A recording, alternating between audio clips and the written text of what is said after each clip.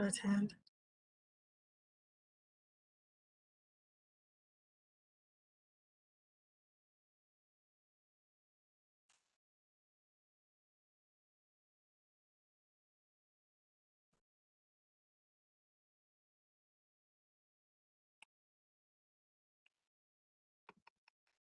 I just sent that to him.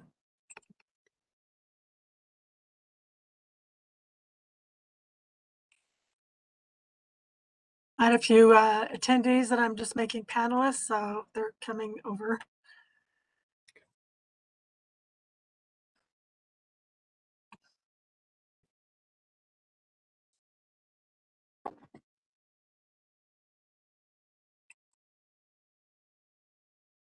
Councilmember Medina, are you able to get in?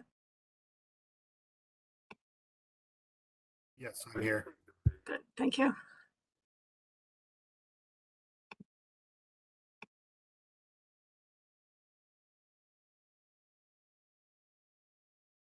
I'm just going to quickly check that we have the folks we should be expecting. It looks like we do. So we will go ahead and get started. So we'll go ahead and call today's meeting for the month of September for Public Relations, Communications, Tourism, Libraries, Boards and Commissions, and Citizens Groups Policy Committee to order. I'm Alison Coombs. I'm the chair of this committee and the city council member representing Ward 5, Councilmember Marcano. Hey, Councilmember Marcano representing Ward 4. Happy to be here. And Councilmember Medina. Thank you, Alison. Nope. I think we lost you, Councilmember. Yeah, I'm in between two meetings, so yes, this is Councilmember Medina, Ward 3. Thank you. Okay, thank you. And we have a fairly light agenda today. So first, just the approval of the minutes for August 24th. Does anybody have any changes? None from me. Okay. Good. All right. Thank you both for that. The minutes will stand approved as written. So then moving on to our one and only presentation for today, we have Scott Williams, Director of the Aurora History Museum, Gordy Tucker and Todd McMahon from the Historic Preservation Commission. And the ask is for the Sept Dam Site Historic Landmark Nomination Presentation for Aurora City Council's approval of the designation of the City of Aurora's 33rd historic landmark. So I'll hand it over to you guys. Well, thank you very much, Councilmember Coombs, for the introductions. And I'd just like to say again, good afternoon, members of City Council and distinguished guests and colleagues. It is our great pleasure to present to all of you this afternoon. The purpose of our agenda item is to propose, as Councilmember Coombs said, the Sept Dam site for City of Aurora landmark designation, to pass a resolution to approve the site as well. This meeting is to bring knowledge awareness of the Sept Dam site and its history significance to all Aurora residents and visitors to the site. Also, we'd like to present and bring into focus the robust archaeological collections that were discovered and retrieved from the site during archaeological survey and excavations in the past. These collections are stored at the Aurora History Museum, which the museum is an approved certified repository. And the collections, just to make the distinction, the collections are owned by the state of Colorado. I'm going to move forward and talk a little bit about the significance. So the Sept Dam site has yielded abundant data that provide valuable insights into the lifeways of indigenous inhabitants of the Plains woodland tradition and the early ceramic period in eastern Colorado. Don't worry, my esteemed commissioners will go into that more in depthly. But because of this, the site remains unexcavated largely in the state right now. It is likely to yield additional archaeological data on the pre-contact era in this region. So with that said, I want to just point this out, that if the site is designated landmark status, every effort will be made to provide only a general perimeter to the public to ensure the security of the site's location, to protect the resource from any type of looting. So at this point, I'd like to continue our presentation. I'm going to call on Dr. Gordy Tucker and Mr. Todd McMahon to provide us more information pertaining to the physical site and its resources. We've got some slides for you as well. Are you there, Gordy?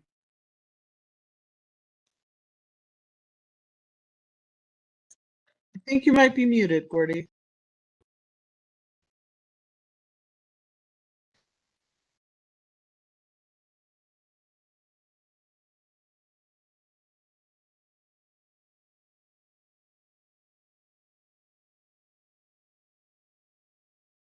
Hello, can you hear me? Yes. Oh, now you can. Yep. Sorry you can't see me. I couldn't figure out how to show myself on the screen. So thank you, Commissioner, council members. Happy to be here today. The Seneca We Dam can see site. you, Gordy. I know. I know. Oh, I we have- can. We Oh, can. oh, dang. Okay. And you can hear me. Yep. Life is good. The Seneca Dam site, it's also known as Site 5AH380, was discovered and recorded by Powers Elevation Company, Inc., Powers, in 1986 during an intensive cultural resource survey for the city of Aurora of a large area that would be inundated by a reservoir behind the proposed Seneca, what was known then as the Seneca Dam. This area has since been renamed the Aurora Reservoir and is administered by the city. The site was initially recorded as a large diffuse scatter of lithic or stone artifacts made of petrified wood, with a quarry source where they got the stone to the west and a fire hearth feature in the northeast corner. The site covered slightly more than 5 acres and straddled Seneca Creek.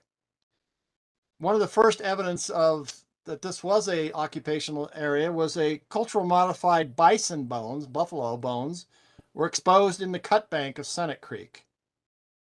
And they were determined to have been redeposited before the site occupation from an unknown original location upstream.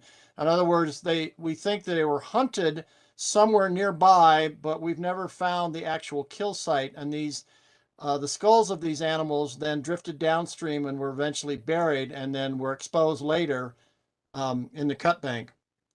There was limited testing of the site in 1986, revealed the presence of significant buried cultural deposit, and a charcoal sample collected from the hearth returned a radiocarbon age estimate of 1,060 plus or minus 80 radiocarbon years. So in other words, about 1,000 years ago. The Aurora History Museum, the site was assessed as eligible. Based on these results, the site was assessed as eligible for listing what is known as the National Register of Historic Places. And data recovery at the site was recommended to mitigate potential adverse effects resulting from the construction of Seneca Dam and filling of the reservoir behind the dam. Data recovery, or excavations, at the site was conducted between June and August 1987 based on a mitigation plan prepared for the city by Powers. As described in the final report, which was issued in 1988, a total of approximately 110 cubic meters were hand excavated at the site to an average depth of approximately 80 centimeters. And I'm sorry I didn't think or had time to change that into feet and inches, but 80 centimeters. In addition, 7 backhoe trenches mechanically removed 230 cubic meters in order to investigate the site activity areas and determine the depth and extent of cultural deposits and provide information on the site geomorphology and soils. Excavation of Area A on the north side of Senate Creek recovered sufficient chronometric absolute data and temporally diagnostic artifacts to indicate that the occupants at Area A occurred, the occupations occurred during the early ceramic period, that is AD 150 to 1150 on the eastern Colorado plains. So the Seneca Dam site is unique in many ways in that sense. It is undoubtedly not the only site of that. We know it's not the only site of that age, but it's one of the most important sites in within the boundaries of the city of Aurora. Well, the artifacts, and any questions so far? I know that's a lot of data to absorb, and I think the slides help a little bit. We're looking at from the south end of the open space area, the south end of the reservoir, and the site is located on the west bank of the Seneca, or the what is now the Aurora Reservoir, but was formerly Seneca Creek. So this is, I guess, sorry, I moved up here long after this was already Aurora Reservoir. So what did this area look like before the reservoir was filled? I know this may be outside of the scope of this conversation, but now I'm just curious, because if this was an inhabited area, this was just a creek, right? It wasn't the full, or a body of water nearly as large as it is today. Yes, it was. I don't know, Todd, do you know if the creek ever ran year round, or it may have been an ephemeral drainage, but it was a creek and probably looked like much of eastern Colorado. If you go a little farther to the east, you probably see a very similar landscape. Okay. Yeah, I'd say it was very ephemeral and, probably seasonally. This is probably a seasonally occupied site. Yes. Thank you. Okay. Well, the other important aspect of the site is all the artifacts that were collected from those excavations in 1987 and 88. Well, there you have on the screen now, you can see we have the 2 skulls at the Aurora History Museum, and the jawbones, the mandibles, are below that. I didn't show the other skull because it's huge. And then, but I did take a photo of the 2 mandibles. And then you can see in the photo some examples, very small sample of the artifacts. These are projectile points, what we call projectile points. You could call them arrowheads. And next slide, Todd, or excuse me, Scott.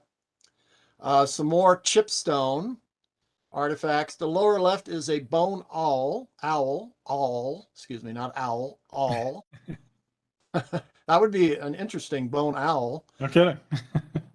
Then there is a grinding stone or a metate fragment, and then some representative samples of pottery. And the pottery and the arrowheads were instrumental, particularly the pottery, instrumental in providing a date over and above to the site, an occupation over and above the radiocarbon dates. But these artifacts now are in the Aurora History Museum, and I'm one of the individuals privileged to be now going through and cataloging all of these artifacts into the museum's database for purposes of further research and just general information about our pre-contact indigenous history in Aurora and eastern Colorado. And I guess I could say in conclusion, research conducted at the Seneca Dam site has greatly expanded our understanding of the early ceramic period in eastern Colorado, and the site retains significant potential for future research because it lies at the edge of the reservoir pool, and much of the site remains unexcavated. Portions of the site may be exposed as water levels in the reservoir rise and fall, and if there were ever an attempt or a motion to move forward with raising the dam, the reservoir would obviously expand and would have a great impact on the site. But I suspect that raising the dam and flooding more land would not be in the immediate future. And I guess from our perspective, the site should be properly managed so that the data still retained, the data it still retains can be properly protected. And I think our idea is that by landmarking it, we can recognize the indigenous history of Aurora, and it would also make it the third archaeological site. The other three are the Toll Creek burial site on Toll Creek, and then there's the Smoky Hill Trail site in southeastern Aurora. And this would, if it is nominated, the Seneca Dam site would be our third archaeological site and add a very important piece to our history. And may I add, Gordy, council members, that I was at the site when it was being excavated, or shortly thereafter, when the University of Colorado at Denver, under Dr. James Grady and Rick Carrasco from Werfenau Consultants did a field school that I participated with. And we indeed found that there was a lot of still intact materials, far extending out beyond where it's now the shoreline area. So indeed, as Gordy has mentioned, a lot of research was done at the site, but even more potential could even be done, I think, with the existing deposits, which are, further away from the shore area. Thank you.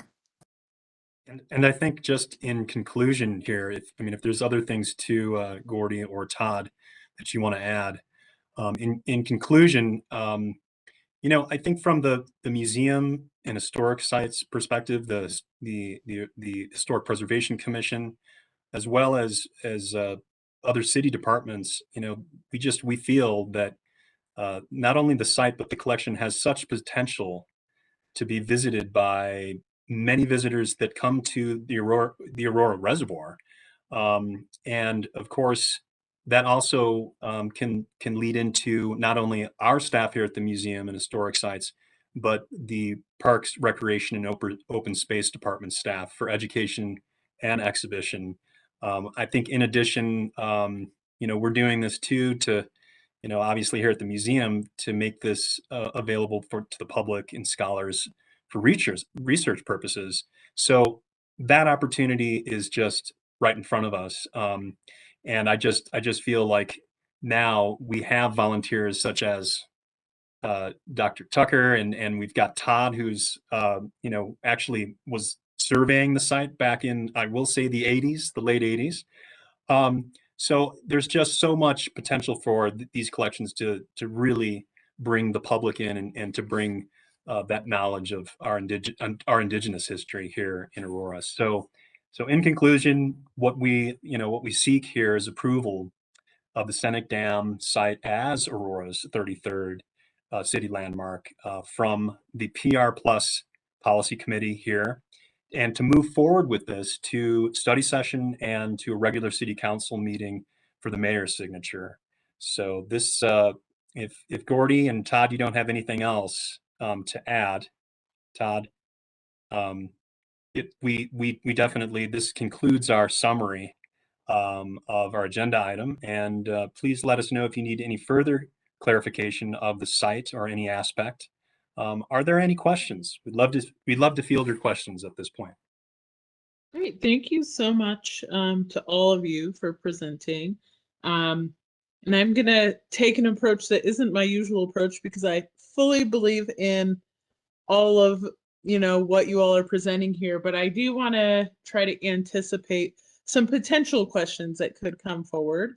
So I'm going to ask you questions that I might not otherwise. So the first question is, why couldn't we just kind of get the stuff out of there and then move on and leave it undisturbed and not designate it? I think that's a great question. I think that my distinguished colleagues would have answers to this as well. But since this is a landmark, when you're saying, get everything out, I think there's still a potential for people to, there's something about place where, let's say people are going to, I'll give an example, people are going to the to the Aurora Reservoir, and they're on a hike. I think that there's some of the things that we look at when we're looking at landmarking a site or an area is, how is that going to improve the residents or the citizens' knowledge of the area.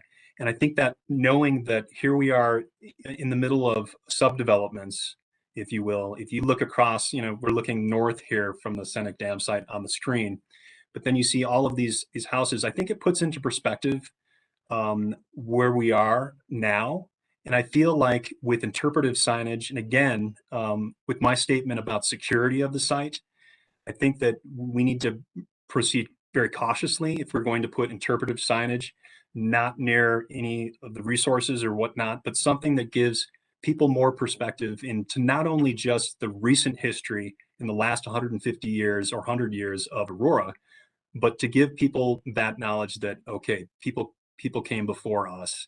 And I think that they're just to have that that education and that history that follows up with any archaeological endeavor. So that's mine. Todd and Gordy, they may have something to add there, but that's my answer for you, Councilmember Coombs. Well, I would add to what Scott just said is that Aurora's history is diverse and varied. And Aurora's history didn't start in 1892 or 1942. It started thousands of years before that. And I think to capture fully a true or accurate understanding of the people, places, and events that occurred here, I think it's important to recognize some of those places that were instrumental in that history. And the Seneca Dam site is one of those, along with the other two archaeological sites. And to get to your question, Councilmember Coombs, about why don't we just get it all out of there, I assume you mean, why don't we just dig it up and take it away and then that'll be done with it? Or did I misunderstand what you were asking? That's the direction of the question I was asking. Yep. Well, and from an archaeological perspective, that's, I would say, highly unethical because, well, first of all, it'll be cost prohibitive. It would, unless you want to just use bulldozers, there's no way we could dig the remainder of that site in a short span of time under any reasonable budget. But also, most of the archaeological sites are left undug because techniques may come along in the future that will allow us to do all the kinds of interpretation we do today without necessarily having to dig up the whole site. So we'd like to leave it intact. Plus, from the public viewing perspective, I don't know how inviting it would be to know, well, there used to be a site here. We dug it up and it's no longer here. I think it's more important to recognize, well, it is there and it was partially excavated and there's much more to learn there. And there'll be much more to come for future generations. Todd? Yeah, I totally follow with what you're saying, Gordy. I think indeed, as standard best practice in historic preservation, it is to preserve sites. And as Gordy has mentioned, very few archaeological sites are actually excavated. Completely. Most are, yeah, completely. And most that we ever have an opportunity to do investigations are ones that are kind of threatened. And in this case, this was a threatened site because of the reservoir construction. But we also gained a lot of information as a result of that excavation and the information and the gathering of the artifacts and our analysis and our evaluation of the site as being eligible to the National Register. So, which is worthy of that as well. But we think it is definitely worthy of being listed in Aurora's landmark for all the reasons that Gordy has mentioned. I hope that helps answer your question, Alison. Yes, it does. Thank you so much. And my next question is, would designation prevent the city from using the land for other uses, like if we wanted to put more than just interpretive signage, like, maybe a small museum type building, if we decided that this was something that people were really getting interested in visiting and checking out? So what would be the impacts of designation on other uses the city might be interested in using, or maybe if we didn't want to use it for any archaeological purpose, if we designated it and then we wanted to put a boathouse or something there, how would this impact those other possible uses? Well, that it certainly would have an impact, and right now, I mean, it's part of open space. So unless you indeed want to put a boat dock there, although I think it would not be given where it's located. And I'm not a boat dock expert, but I don't know that that's really a good boat dock locality. I think it's a rather protected location now and perfectly well suitable for an interpretive site as opposed to some other public recreation. Not that such couldn't occur, but if it were to occur, I think the landmark nomination wouldn't change its historic significance. And if it's eligible for the National Register and the city wanted to do something there, and correct me if I'm wrong, Todd or Scott, they would need to assess the effects of whatever they were going to do upon this potentially National Register eligible site. And that may dictate, well, gosh, maybe we don't want to put that boat dock here. Maybe we should put it 300, 500 feet downstream or something like that. Gordy, this is Scott. I concur with Gordy's statements about having an effect on what the city would want to do. This, yes, they would have to take in consideration the landmark, but I think that this also just brings up that the age-old question of, well, we have this city landmark now. What can we do in a positive way to actually provide more benefit to the historic site? So if there is a boat dock or a concession stand that the city is wanting to put right at the site, let's do something that that actually brings those two things together, if you would, but and then mitigate where, or maybe dictate where that new construction, if there was going to be any, with my examples, where that would be. So I think, again, having a yes or no answer on this, there's a little bit more that needs to be, hashed out, rather than just saying yes and that's it, or no. So yeah, I think there would be more further assessment that would have to be done if something were to come up as a project. You look at other examples of our built environment in terms of city landmarks, and we don't necessarily have that because there's nothing built here. Usually it's the front facade of a building or a house or whatnot. But I don't think that, we're not dealing with that at this point either.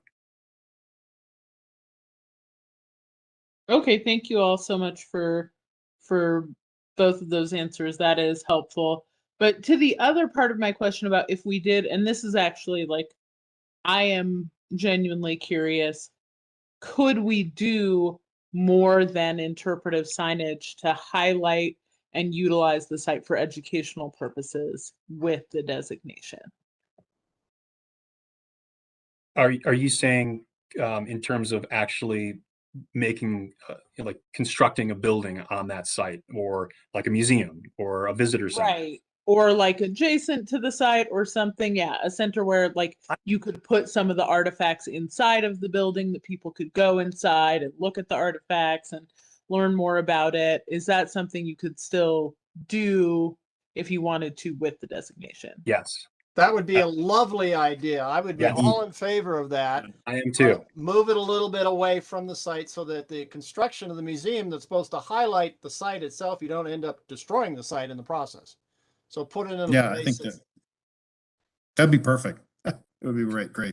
And Okay. actually, to be honest, it would be a much better location than the Aurora History Museum, which is how far away are we, Scott, from the Aurora History Museum from the site? 10 miles? Yeah. 30 10, minutes maybe more. with traffic. Yeah. Yes. I think the other thing too, Council Member Coombs, is that I think in the buildup of something that would be as grandiose as that, or as spectacular as that, building something there, I think that again, we have open space naturalists. We have our staff, our education team that could potentially build that knowledge in the community, that might warrant something like that, like by providing tours on site over at the Aurora Reservoir. So I think that's another great partnership of interdepartmental cooperation that could be happening if this became a landmark as well. Great. And then following on from the general uses set of questions, are you aware of anything in the pros plans for the Aurora Reservoir that would create a potential conflict of uses with this site? I do not at this point, but I think that following this meeting, there should be a lengthy discussion about what the long-term use of the reservoir would be, and is planned. So at the moment, I'm not aware of any potential plans or anything that might warrant something different, or a path that would be different. But I believe that that's very important, of course, to have pros staff on board with this, and they know all the ramifications of landmark status and designation. Okay, great. Well, thank you all so much for entertaining all of my questions. And I think the idea of attracting more folks to the reservoir for educational purposes is a wonderful idea. And I hope that we can, expand the uses of this amenity that right now is really pretty strictly recreational, and be able to educate young people as well as educate visitors about the history of our city. And Abraham, that's a good idea. And It's a great point idea, about yeah. water as well, being included in the conversation. And with that, I will open up the floor to the other members to see if you have any other questions or comments. Councilmember Marcano? Thank you, Councilmember Coombs. I don't have any more questions. I just want to say that I'm in complete agreement with a lot of the ideas that were floated. And yeah, I just want to maximize this amenity, and if we can add an educational component to it, and I really love Abraham's idea there of, yeah, let's just make it about history, about the recreational opportunities, and also about our water system. I think there's a great opportunity to really highlight how important this is, and the history of our city. So yeah, absolutely. All right, thank you, Councilmember Marcano. Councilmember Medina, do you have any further questions or comments? No, I think your questions have answered mine about location. Yeah, I was thinking of the same thing you were talking about, Councilmember Coombs, about potentially putting something further away from the location so that either people can maybe walk on foot and not necessarily have cars or vehicles on the site, so that people can actually enjoy a walk in this and see the area, as opposed to biking on it or other means, to keep the place fairly what it is, right? A historical site. So thank you. It's only accessible now by bikes and walking. It would be a great, in my opinion, great travesty to put a parking lot out there.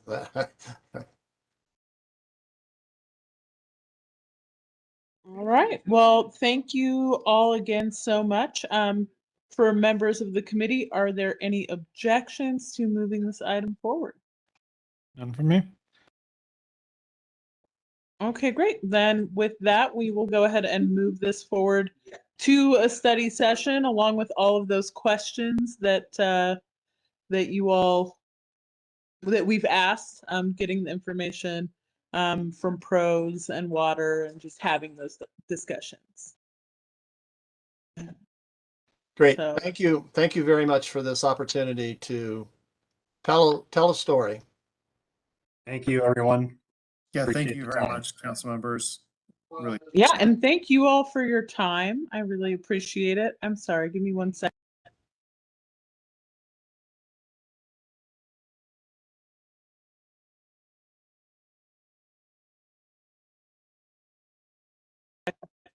Sorry about that. I was getting some crosstalk that I needed to not have coming into the sound.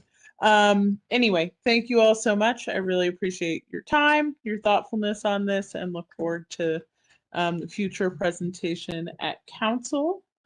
So with that, this item is concluded.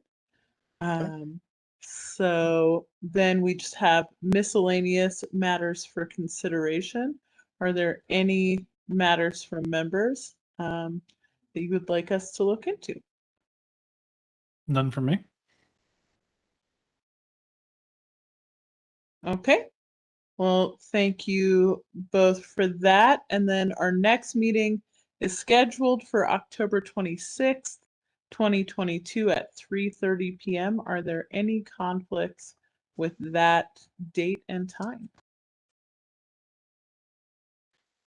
November 26. None for me. I'm good. Okay, great. Then we will go ahead and have our meeting on that day, and look forward to that meeting with you all then. I hope everybody has a great weekend and take care. Thank you for your support and Catch y'all questions. later. Have a good evening. Thank you. Bye. Bye.